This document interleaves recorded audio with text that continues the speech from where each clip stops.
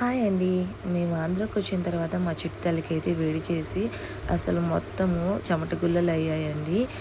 చాలామందికి ఈ టిప్పు తెలియదు. మా చిన్నగున్నప్పుడు చేసిన టిప్ అనమాట. సో, ఈరోజైతే మీకు చూపిస్తున్నాను. మనము బియ్యం కడిగిన నీళ్ళుంటాయి కదా! సో, అన్నీ ఒక బకెట్‌లో వేసేసుకొని ఇలాగ వడపోసుకోవాలి. ఎందుకంటే దీంట్లో డస్ట్ కానీ, పురుగులు కానీ ఏమన్నా ఉంటే సైడ్‌కొచ్చేస్తాయి.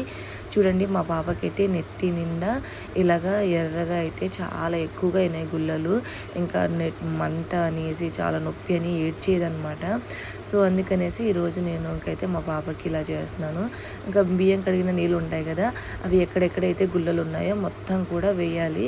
ఇలాగ వేసిన తర్వాతకి ఒక 2 మినిట్స్‌కి మంచినీళ్ళతో స్నానం చేపియాలండి. ఇలా చేస్తే ఇంకా 2 డేస్ కల్లా మా పిల్లకైతే బాగా గుల్లలంతా పగిలిపోయి ఇప్పుడు మొత్తం కంప్లీట్‌గా అయితే తగ్గింది. మీలో ఎంతమందికి టిప్ అనేది తెలుసు అనేది కామెంట్ చేయండి. వీడియో నచ్చితే లైక్ అండ్ సబ్స్క్రైబ్.